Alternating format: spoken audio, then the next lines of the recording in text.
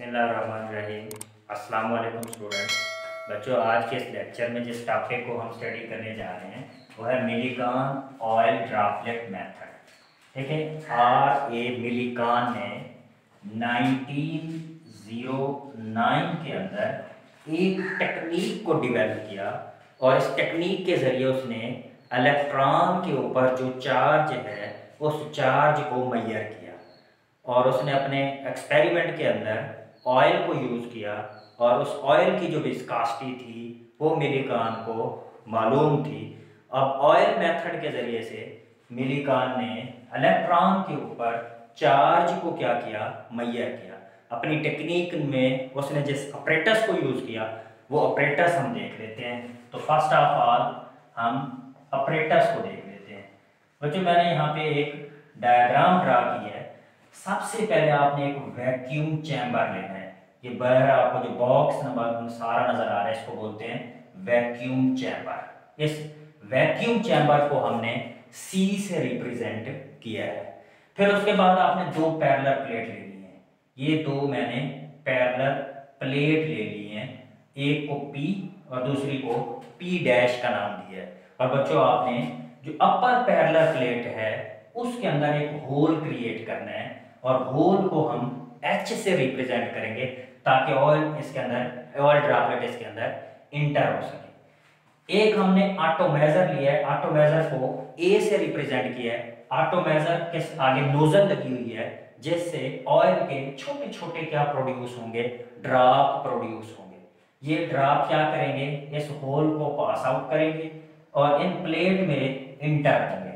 दो हमने विंडोज ली हैं, एक विंडो हमने W1 ली है। ये हमने सोर्स लिया है, सोर्स को S से रिप्रेजेंट किया है। सोर्स से लाइट को के रास्ते में हमने लेंस को प्लेस कर दिया है। लेंस क्या करेगा, उस लाइट को ड्रॉपलेट के ऊपर फोकस करेगा जिस ड्रॉप को हम ऑब्जर्व करना चाहते थे। तो विंडो 1 के जरिए वो लाइट उस ड्रॉप जिसको हमने D से रिप्रेजेंट किया है, लाइट फोकस होगी ताकि उस ड्रॉप को वो जो दो पैरेलल प्लेट के दरमियान सस्पेंड होगा उसको फोकस करने के लिए, उसको इल्यूमिनेट करने के लिए सोर्स से लाइट फॉल अप होगी। और इस सारे मेथड को ऑब्जर्व करने के लिए हमने किसको यूज किया है, माइक्रोस्कोप को। और माइक्रोस्कोप को हमने किससे रिप्रेजेंट किया है, M से। और यहाँ पे हमने विंडो 2 लगाई हुई थी और इन दो प्लेट के दरमियान पैरेलल प्लेट P और P डैश के दरमियान जो डिस्टेंस है उसको हमने स्मॉल d से रिप्रेजेंट किया है। और इन दो पैरेलल प्लेट के अक्रॉस हमने बैटरी अप्लाई की हुई है, DC सप्लाई दी हुई है जिसका पोटेंशियल क्या है, V है। तो बच्चों, कंस्ट्रक्शन में आपने इसके मेन कंपोनेंट्स के नाम लिख देने हैं। Vacuum chamber C, parallel plate P and P dash, two windows, window 1 and window 2 represented by W1 and W2। H hole है अपर प्लेट में और जो D है वो ड्रॉप है जिसको हम ऑब्जर्व करना चाह रहे हैं। सोर्स से लाइट आएगी, आगे लेंस लगा हुआ है, लेंस उस लाइट को उसके ऊपर क्या कर रहा है, फोकस कर रहा है। और हमने क्या किया, पोटेंशियल प्रोवाइड किया है दो प्लेट के दरमियान DC सप्लाई के जरिए। और हमने क्या लिया हुआ है, एटोमाइजर लिया हुआ है। बच्चों, नेक्स्ट इसके बाद इसके प्रिंसिपल की बात कर लेते हैं। बच्चों, होगा क्या कि ये ड्रॉप एटोमाइजर को जब हम मूव करवाएंगे, एटोमाइजर से ऑयल के ड्रॉपलेट पास होंगे। ये ड्रॉपलेट इस होल को क्रॉस करेंगे अपर प्लेट को और ग्रेविटी की वजह से डाउनवर्ड मूव कर रहे होंगे। वहीं से हम यहाँ पे बैटरी को सप्लाई देंगे, करंट प्रोवाइड करेंगे। जैसे ही करंट प्रोवाइड करेंगे इन दो प्लेट के दरमियान पोटेंशियल डिफरेंस क्रिएट होगा, इलेक्ट्रोस्टैटिक फोर्स एक्सर्ट होगी। अब जो ग्रेविटी है, जो वेट है, उस ड्रॉपलेट को डाउनवर्ड मूव करवाएगा और जो इलेक्ट्रोस्टैटिक फोर्स है वो अपवर्ड एक्ट करेगी। दोनों फोर्स की मैग्नीट्यूड सेम होगी और ड्रॉपलेट सस्पेंड हो जाएगा। कुछ ये सिचुएशन बन जाएगी कि ये वो ड्रॉप था, अब इसके ऊपर दो फोर्स एक्ट कर रहे हैं। एक अपवर्ड फोर्स एक्ट कर रही है जिसको हम क्या फोर्स का नाम दिया, इलेक्ट्रोस्टैटिक फोर्स का नाम दिया Fe का। और एक इसके ऊपर ग्रेविटी की फोर्स एक्ट कर रही है जिसको हमने नाम दे दिया Fg का। अब ये दोनों फोर्स मैग्नीट्यूड में सेम है, डायरेक्शन में अपोजिट है, तो ड्रॉपलेट क्या हो जाएगा, सस्पेंड हो जाएगा। तो यही इसका प्रिंसिपल है कि ड्रॉपलेट यहाँ पे प्लेट के दरमियान ग्रेविटी और इलेक्ट्रोस्टैटिक फोर्स के मैग्नीट्यूड इक्वल और अपोजिट डायरेक्शन होने की वजह से सस्पेंड होगा और हम इसको क्या कर लेंगे, स्टडी कर लेंगे। नेक्स्ट बच्चों हम इसकी वर्किंग को स्टार्ट कर लेते हैं। फर्स्ट ऑफ ऑल हमने ऑटोमेजर को मूव करवाना है बच्चों। जैसे ऑटोमेजर के गन को हम मूव करवाएंगे ऑयल ड्रॉपलेट प्रोड्यूस होंगे। अब बच्चों ये याद रखें, इस ऑटोमेजर के आगे नोजल लगी हुई है। अब ऑयल के ड्रॉप और इस नोजल के दरमियान फ्रिक्शन होगी, यानी ड्रॉपलेट आपस में एक दूसरे के साथ कोलाइड होके आएंगे, फ्रिक्शन होगी। उस फ्रिक्शन की वजह से इन ड्रॉपलेट के ऊपर चार्ज प्रोड्यूस हो जाएगा। अब ऑयल के ड्रॉपलेट क्या हो गए, चार्ज हो गए। ये चार्ज ड्रॉपलेट क्या करेंगे, अपर प्लेट जिसके अंदर होल H था उसको क्रॉस करेंगे। क्रॉस करने के बाद ड्रॉपलेट ग्रेविटी की वजह से डाउनवर्ड मूव करना स्टार्ट करेगा। तो वहीं उसी वक्त हम यहाँ पे क्या करेंगे, इस पोटेंशियल प्रोवाइड करेंगे, बैटरी का स्विच ऑन कर देंगे। इन दो पैरेलल प्लेट में से P और P डैश में से करंट पास होगा, इलेक्ट्रोस्टैटिक फोर्स एक्ट करेगी। इलेक्ट्रोस्टैटिक फोर्स की जो डायरेक्शन है वो अपवर्ड होगी, ग्रेविटी की डायरेक्शन डाउनवर्ड होगी और ड्रॉपलेट क्या हो जाएगा, सस्पेंड हो जाएगा। और यहाँ से सोर्स से लाइट आएगी, इसके ऊपर फॉल अप होगी और ये सारा प्रोसेस इल्यूमिनेट हो जाएगा।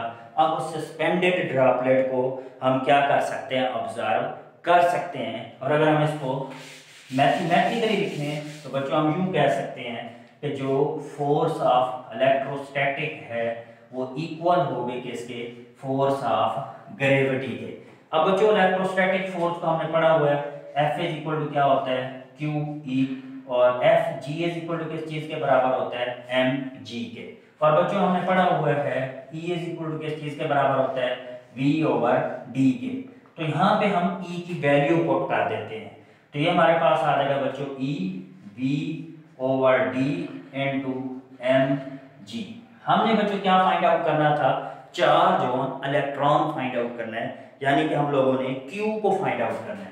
तो Q को इधर रहने दें, इस रिलेशन को उस तरफ लेके जाए तो उधर उलट जाएगा, यानी ये D इधर डिवाइड हो रहा है, उधर जाके मल्टीप्लाई हो जाएगा, mg/d, V इधर मल्टीप्लाई हो रहा है, इधर जाके क्या हो जाएगा, डिवाइड हो जाएगा। तो ये हमारे पास एक रिलेशन आ गया।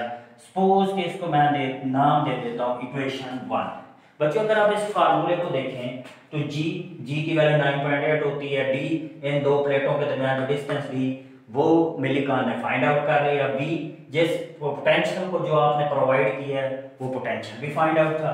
अब हमें इस रिलेशन में जो चीज फाइंड आउट नहीं है वो मैस नहीं है, तो हम इस रिलेशन में पहले क्या करेंगे, मैस फाइंड आउट करेंगे और मैस को इस रिलेशन में पुट करके हम क्या कर सकते हैं बच्चों, चार्ज को फाइंड आउट कर सकते हैं। तो अब हम क्या करेंगे, मैस को फाइंड आउट करेंगे। तो इस रिलेशन को मैं एक साइड पे लिख देता हूँ, बाद में हम इस रिलेशन में वैल्यूज को पुट करेंगे। तो Q इज इक्वल टू आ जाएगा mg/d/V। इसको हमने किसका नाम दिया, इक्वेशन नंबर 1 का, ये हम आगे जाके यूज करते हैं। तो अब हमने मैस को फाइंड आउट करना है। देखो बच्चों मिलीकान ने मैस को फाइंड आउट करने के लिए क्या किया कि ये जो उसने बैटरी का स्विच ऑन किया था, जो पोटेंशियल प्रोवाइड कर रहा था दो प्लेट के दरमियान, उस स्विच को ऑफ कर दिया। जैसे उसने स्विच को ऑफ किया तो पोटेंशियल यहां से पास आउट होना बंद हो गया। इलेक्ट्रोस्टैटिक फोर्स जो इन चार्ज के ऊपर लग रही थी वो खत्म हो गई। अब ग्रेविटी की वजह से चार्ज ने क्या करना, मूव कर दिया, डाउनवर्ड मूव करना स्टार्ट कर दिया। अब जैसे ही चार्ज ने डाउनवर्ड मूव किया, नीचे से इसके ऊपर एयर रेजिस्टेंस ने एक्ट किया, और एयर रेजिस्टेंस आपने फर्स्ट ईयर चैप्टर 6 में पढ़ा हुआ है, वो बिहेव करती है एज ए ड्रैग फोर्स के तौर पर। अब क्या होगा, जैसे जैसे ड्रॉपलेट डाउनवर्ड मूव करेगा इसके ऊपर क्या एक्ट करेगी, ड्रैग फोर्स एक्ट करेगी। अब एक वक्त ऐसा आएगा कि वो ड्रैग फोर्स जिसको हम रिप्रेजेंट करते हैं Fd से, और वो ग्रेविटी की फोर्स आपस में क्या हो जाएगी, ओवरकम। अब ड्रैग फोर्स की वजह से ड्रॉप मूव करेगा डाउनवर्ड, और जो ग्रेविटी की फोर्स है वो एक्ट करेगी डाउनवर्ड, दोनों फोर्सेस इक्वल हो जाएंगी। ड्रॉप फिर क्या हो जाएगा, सस्पेंड हो जाएगा। तो यानी फिर क्या है, हमने फाइंड आउट करना था मैस ऑफ ड्रॉपलेट। तो तो इसके लिए हमने क्या किया, हमने कहा कि जो फोर्स ऑफ ड्रैग है वो इक्वल है फोर्स ऑफ ग्रेविटी के।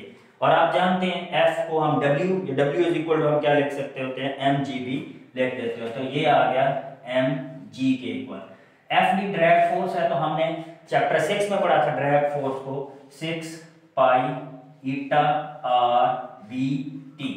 अब ईटा क्या है, कोफिशिएंट ऑफ विस्कोसिटी है, और हमने शुरू में बताया कि मिलिकान ने जिस पॉइंट को यूज किया था उसकी जो विस्कोसिटी थी वो विस्कोसिटी उसको क्या थी, फाइंड आउट थी। अब इसी रिलेशन से अगर बच्चों हम m को फाइंड आउट करें तो m इज इक्वल टू किस चीज के बराबर आ जाएगा, 6 pi eta are we T over जी। ये वाला जो जी था इस साइड पे आके क्या हो गया, डिवाइड हो गया। तो इस रिलेशन से हम क्या कर सकते हैं, मैस को फाइंड आउट कर सकते हैं। अब मैस को यहाँ पे फाइंड आउट करने के लिए हमें क्या फाइंड आउट करना पड़ेगा, टर्मिनल वेलोसिटी को भी क्या करना पड़ेगा, फाइंड आउट करना पड़ेगा। तो हम फिर क्या करते हैं, इसकी पहले टर्मिनल वेलोसिटी vt को क्या कर लेते हैं, फाइंड आउट कर लेते हैं। क्योंकि बच्चों हमने कहा कि जब ड्रैग फोर्स और ग्रेविटी आपस में इक्वल हो जाएंगे तो ड्रॉप सस्पेंड हो जाएगा, थोड़ी देर के लिए रुक जाएगा।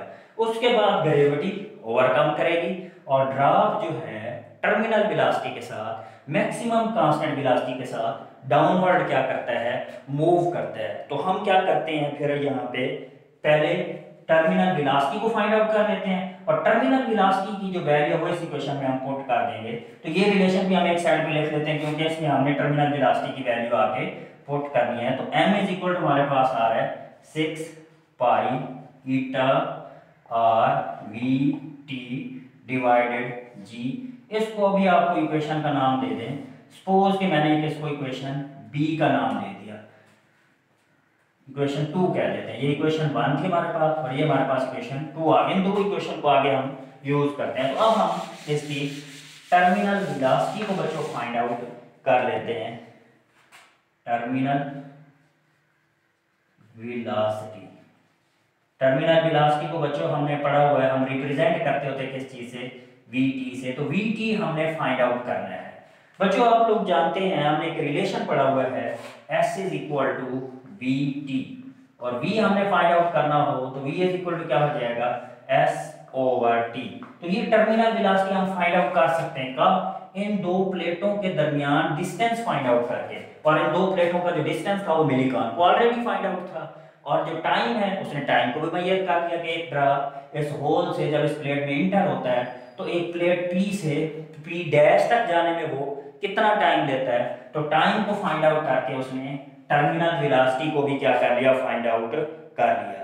नेक्स्ट हमें इसमें एक चीज रेडियस भी था, इस रिलेशन 2 में एक टर्मिनल वेलोसिटी हमने फाइंड आउट करनी थी और एक रेडियस। तो टर्मिनल वेलोसिटी तो हमने इस रिलेशन से फाइंड आउट कर ली। बच्चों अब हम इसका रेडियस फाइंड आउट कर लेते हैं। अब जब रेडियस भी फाइंड आउट हो जाएगा, टर्मिनल वेलोसिटी भी फाइंड आउट हो जाएगी, तो इक्वेशन 2 में हम वैल्यूज पुट कर देंगे। तो रेडियस फाइंड आउट करने के लिए बच्चों हम डेंसिटी के कांसेप्ट को इंट्रोड्यूस कराएंगे। बच्चों आप लोग जानते हैं डेंसिटी होती है मास ओवर वॉल्यूम। अब अगर यहां से हम मास को फाइंड आउट करें तो मास इज इक्वल टू किस चीज के बराबर आ जाएगा, डेंसिटी इनटू वॉल्यूम। बच्चों हमने ये जो ड्रॉप कंसीडर किया हुआ है ये ड्रॉप स्फीयर की फॉर्म में है, और स्फीयर के लिए वॉल्यूम का फार्मूला आप जानते हैं होता है 4/3 पाई आर क्यूब। तो यहां पे बच्चों आप वॉल्यूम की वैल्यू को क्या कर देंगे, पुट कर देंगे। तो हमारे पास ये रिलेशन कुछ इस तरह से बन जाएगा, यह आ रहा था m रो वॉल्यूम, वॉल्यूम की वैल्यू किस चीज के बराबर आ गई, 4/3 पाई आर क्यूब। तो ये हमारे पास क्या आ गई, मास की वैल्यू आ गई। तो इस रिलेशन में अब हम इसको कंपेयर कर लेते हैं, यहाँ पे मास की वैल्यू को पुट कर देते हैं, तो हमारे पास ये नेक्स्ट एक इक्वेशन आ जाएगी। तो इस इक्वेशन को भी आप कोई नाम दे दें, सपोज कि मैंने इस इक्वेशन को 3 का नाम दे दिया। अब आप कंपेयर कर लें, कंपेयरिंग द इक्वेशन 2, ये हमने इक्वेशन 2 लिखी हुई थी, एंड इक्वेशन 3। अब बच्चों यहाँ पे मास की वैल्यू को हम रिप्लेस कर देते हैं। तो मास की वैल्यू किस चीज के बराबर आ रही है, rho multiply by 4/3 pi R cube.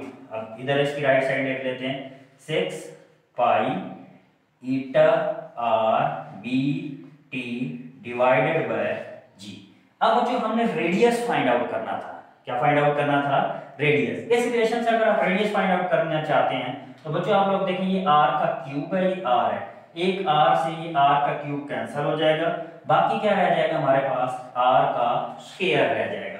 अब बच्चों ये रिलेशन कुछ इस तरह से हमारे पास हो जाएगा 3, ये इधर डिवाइड हो रहा है उधर जाके मल्टीप्लाई हो जाएगा 3 6 पाई। अगर आप पाई से पाई को कैंसिल करना चाहें तो यहाँ से पाई भी कैंसिल हो जाता है, तो ये पाई से पाई को भी हमने कैंसिल कर दिया, तो 3 मल्टीप्लाई बाय 6 और यहाँ पे आ रहा था ईटा वी टी और नीचे डिवाइडेड में क्या आ रहा था? 4 रो जी। ये 4 आ गया, ये रो आ गया और ये जी आ गया। अब इनको मल्टीप्लाई कर देते हैं बच्चों। 3 6 18 ईटा वी टी और 4 रो जी। अब बच्चों जो चीज कैंसिल होती है उसको कैंसिल कर दें, तो ये हमारे पास क्या आ गया? r की वैल्यू हमारे पास आ गई, r की वैल्यू बच्चों हमारे पास आ गई, r स्क्वायर की value 9 eta we T 9 eta we T divided bye 2 रो जी। अब बच्चों यहाँ पे r का स्क्वायर आ रहा है, हमें जस्ट रेडियस चाहिए था, तो इक्वेशन के बोथ साइड पे हम क्या ले लेते हैं? स्क्वायर ले लेते हैं। Squaring both side of the equation, squaring both side of the equation. तो यहाँ पे r आ जाएगा और ये आ जाएगा 9 ईटा we T 2 row ji under. बच्चों यहाँ से हमारे पास रेडियस आ गया। अब बच्चों इसको आप इक्वेशन 4 के 4 का नाम हमने दे दिया। अब इक्वेशन 4 इसे रेडियस की जो वैल्यू आप इक्वेशन 2 में पुट करेंगे, यहां से हमारे पास क्या आ जाएगा? मैस आ जाएगा। मैस की जो वैल्यू आप इक्वेशन 1 में पुट करेंगे तो हमारे पास क्या आ जाएगा? चार्ज आ जाएगा। रेडियस को पुट करेंगे इक्वेशन 2 में, मैस फाइंड आउट हो जाएगा। मैस को पुट करेंगे इक्वेशन 1 में तो चार्ज फाइंड आउट हो जाएगा।